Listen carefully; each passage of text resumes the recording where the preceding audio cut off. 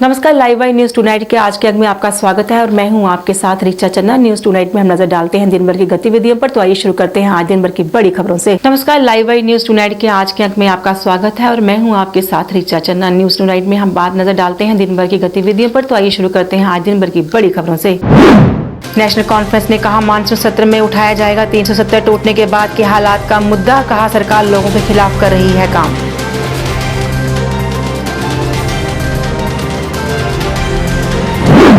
नेताओं को धमकी भरे पत्र मिलने को रविंदर रैना ने बताया आतंकियों की कायराना हरकत। कहा आतंकवाद का होगा सफाया।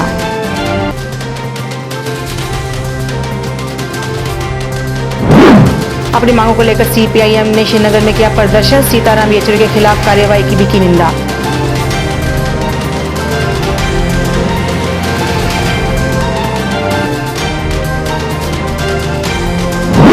और शिवसेना बालासाहब ठाकरे ने जताई बढ़ते कोरोना मामलों पर चिंता। अस्पताल में सुविधाएं देने की अपील।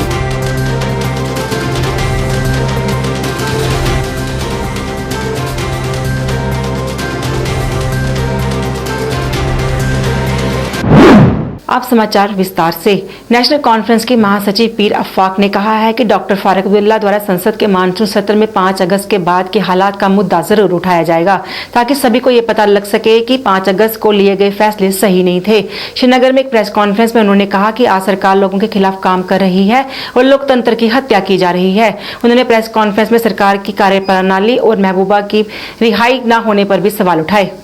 जो 5 अगस्त 2019 से यहाँ पर पैदा हुए हैं, मुख्तलिफ ऐसे अवाम दुश्मन कवानीन जितने भी यहाँ लाए गए, उनके खिलाफ भी वो वहाँ बोलेंगे, अपने रिजल्ट दिखा देंगे, वहाँ पर वो हकीकत बयान करेंगे वहाँ पार्लियामेंट को, ताकि हिंदुस्तान के सारे लोग इस बात को समझे कि जो 5 अगस्त 2019 का फैसला था वो सरासरी गलत था।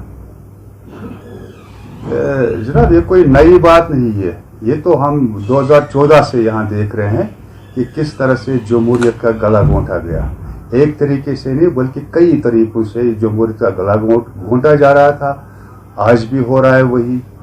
आज भी देखें आप, हमारे हजारों नौजवान यहाँ रियासत जम्मू कश्मीर के खा जेलों में बंद पड़े हुए हैं, जेल भरे हुए हैं। यहाँ पर क्या खता है उनकी, कुछ समझ पर ये वही है।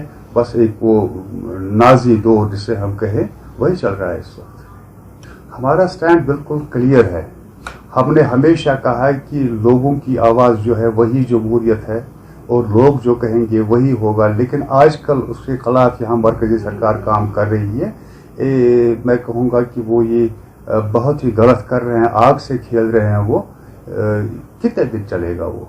जेल कब तक आप रख सकते हो? बंद कब तक आप रख सकते हो? आपने महबूबा जी की बात की, कब तक उसको नजरबंद रख सकते हैं? ये अल्टीमेटली तो उनको बाहर आना है, तो इसके ये दौर भी नहीं रहेगा। बेफिक्र रहिए, इंशाल्लाह। नेताओं को आतंकियों द्वारा धमकी भरे पत्र भेजने को बीजेपी के प्रदेश प्रधान रविंदर रैना ने आतंकियों की कायराना हरकत बताया है। एक बयान में उन्होंने कहा कि जिस तरह से भारतीय सेना आतंकियों का सफाया कर रही है, इसी की बौखलाहट के चलते आतंकी इस तरह की हरकत कर रहे हैं। उन्होंने कहा कि आतंकवाद को पूरी तरह से सफाया होगा और इस तरह की धमकियों से कोई भी डरने वाला नहीं है। हम किसी लश्कर, जैश और हिजबुल वालों की परवाह नहीं करते।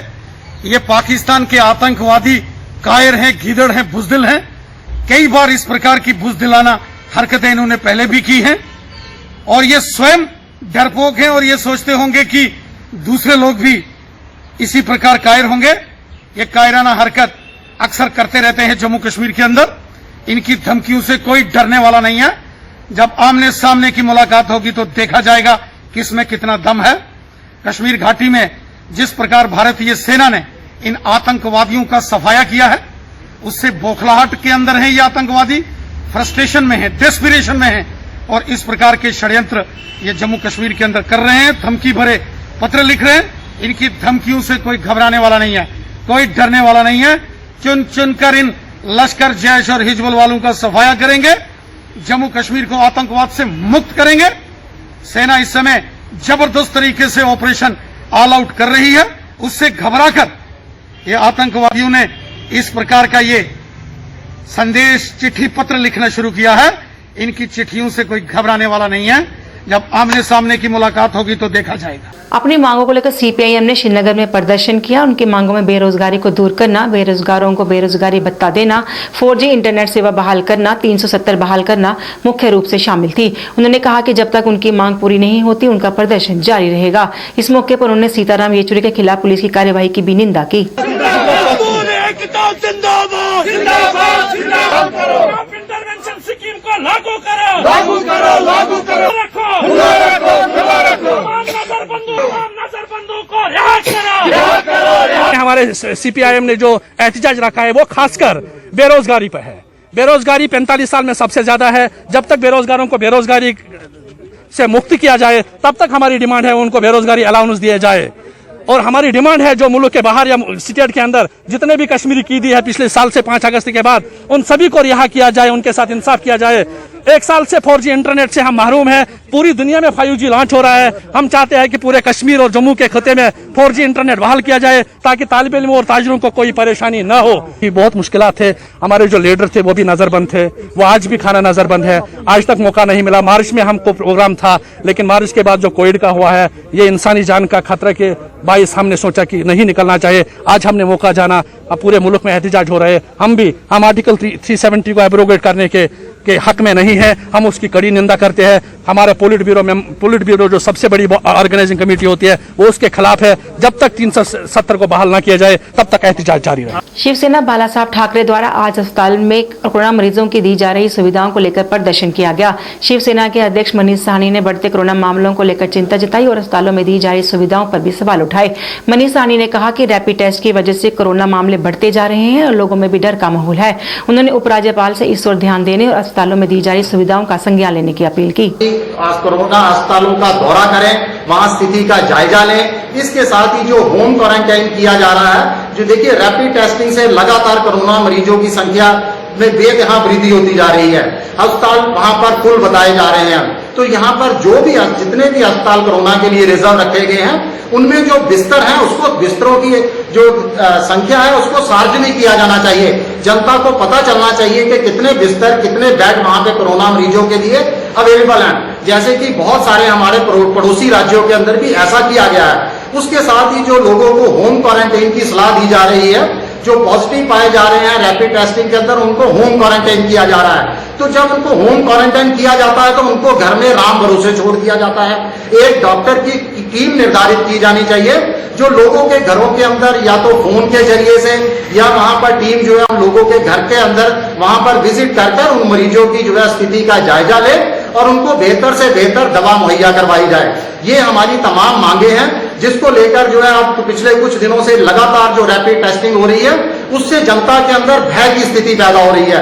तो हम उपराज्यपाल जी से मांग करते हैं कि वो इस स्थिति से जम्मू कश्मीर की जनता को बाहर निकालें और उचित कदम उठाए जाएं।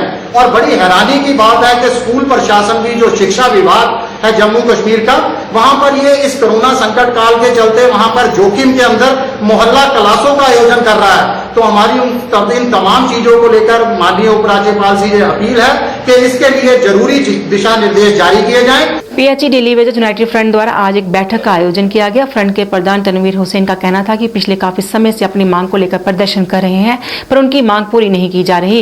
इस दौरान उन्होंने जानकारी दी कि अपनी मांगों को लेकर वो महाराजा हरि सिंह के जन्मदिवस पर कश्मीर की ओर मार्च करेंगे और 1 अक्टूबर को कश्मीर पहुंचेंगे। उन्हें जल्द से जल्द उनकी मांगे पूरी करने की भी अपील की। जो देखते हैं कि बहुत बड़ा स्टेशन यहाँ पे है और पूरी यहाँ पे सतवारी एयरपोर्ट या सतवारी के जितने एडजॉइनिंग एरिया है तमाम सप्लाई यहाँ से जाती हैं।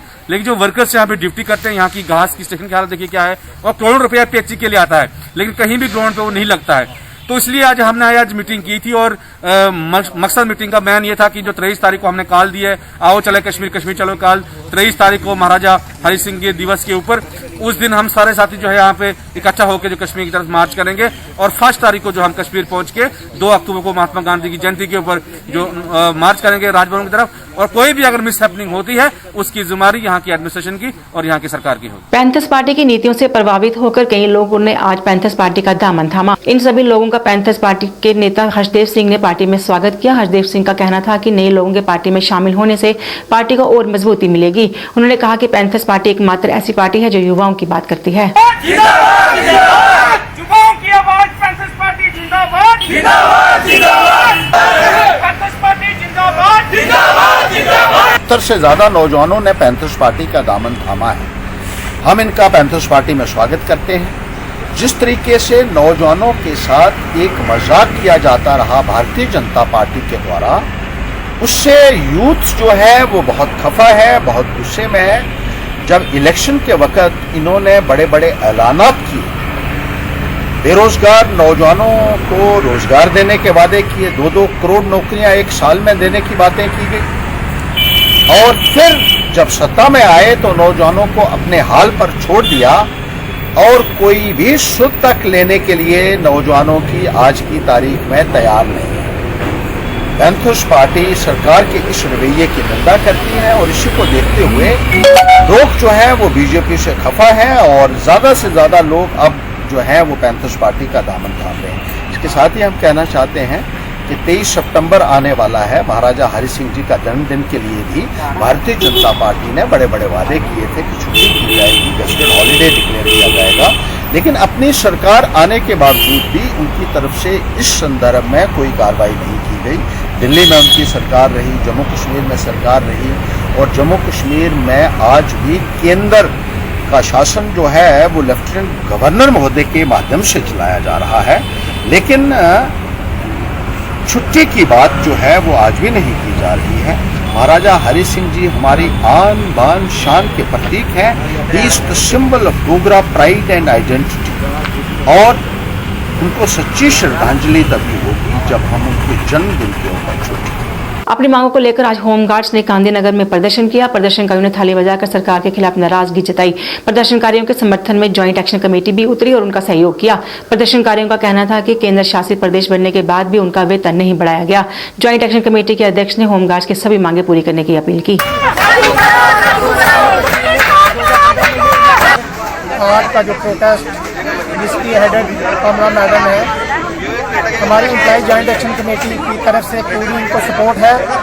ये बड़े दुख की बात है कि जम्मू कश्मीर के अंदर जो अगर स्टेट से यूटी बनाया, लेकिन हिंदुस्तान के अंदर जितनी यूटी है उनको 30 से 35-40 हज़ार से अधिक दी जा रही है। ये बड़े दुख की बात है। जम्मू कश्मीर के जो होमगार्ड में जो काम करते हैं उनको सिर्फ 2700 रुपये दिया जा रहा है।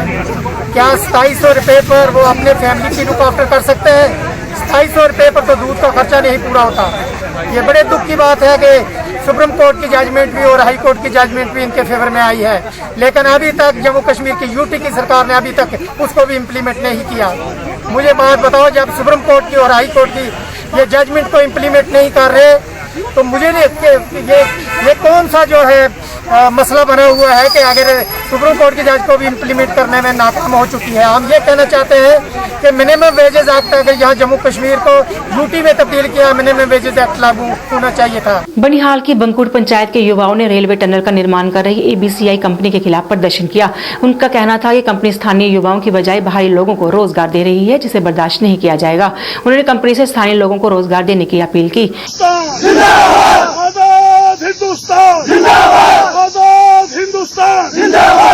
यहाँ पे 20 मकान डैमेज हो गए हैं रेलवे लाइन की वजह से। इनमें रेलवे प्रोजेक्ट में इनसे बाहर से लड़के लगा रहे हैं, जिनका नुकसान हो जाता है, उनका कोई नहीं लगता है। और हम जगह जगह गए और इसीलिए हम धरने पर बैठे थे। धरने में भी SHO साहब आए, हम उसके माध्यम से हमने उसकी बहुत कदर की है। SHO साहब बहुत अच्छा और नेक नीति आदमी है। उसने हमें भरोसा दिलाया कि 2-4 दिन तक 2-4 लड़के आके उठाएंगे।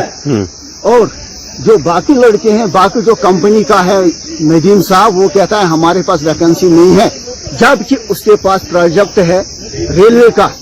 लास्ट डिमांड यही है, हमें रोजगार मिलना चाहिए, मजदूरी मिलनी चाहिए, और हमारी डिमांड कोई नहीं है। इस मौके पर बीजेपी के महासचिव मोहम्मद सलीम भट्ट ने भी प्रदर्शन कर रहे युवाओं का समर्थन किया और स्थानीय लोगों को उनका हक देने की अपील की। अब एक रेल प्रोजेक्ट यहाँ से जा रहा है, इनकी जमीनों से होकर जा रहा है, तो बाहर से लोग आ रहे हैं इनकी इस प्रोजेक्ट में काम करने के लिए, क्योंकि वाजपेयी जी का कहना था कि सबका साथ सबका विकास। ये नेशनल प्रोजेक्ट इसलिए दिए गए थे ताकि यहाँ के जमींदार को एक रोजगार का मौका मिले, ताकि इनके पेट भी पले। ये तो हिंदुस्तान के नागरिक हैं, इन्हें भी अधिकार है अपना हक मांगने का, जो भी गरीब भाई मेरा हक मांगने की कोशिश करता है उसको ये दबाने की कोशिश कर रहे हैं।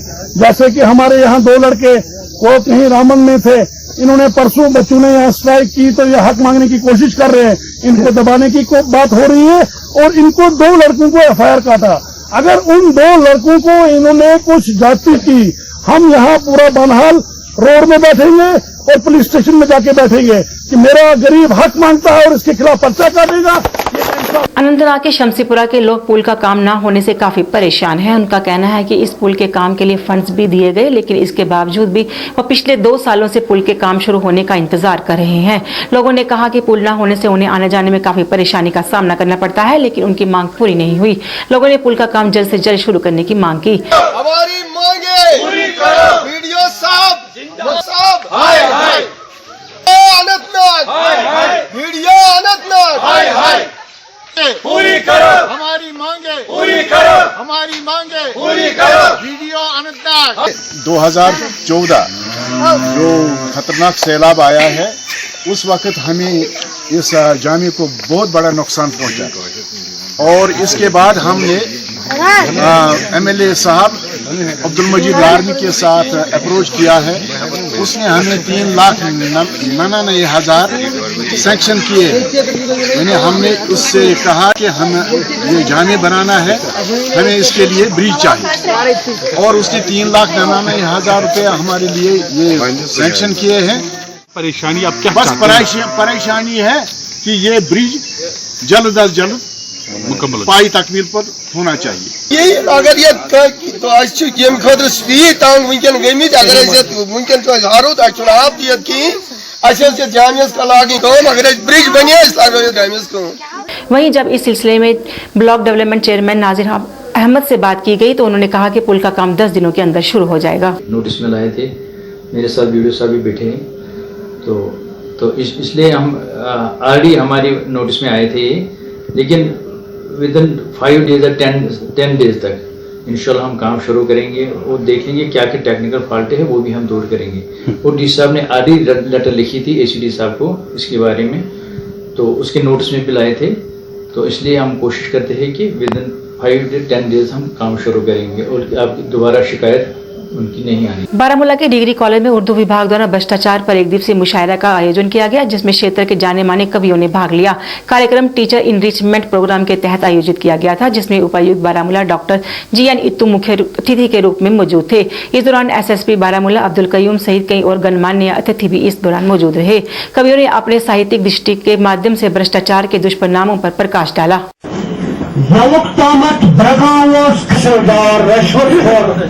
खुदा अगर उनसे निहायत अदब और एहतराम के साथ मुल्तमस हूँ कि वो हमारे रोज मुख्तलिफ प्रोग्रामों का इनेकाद कर रहा है।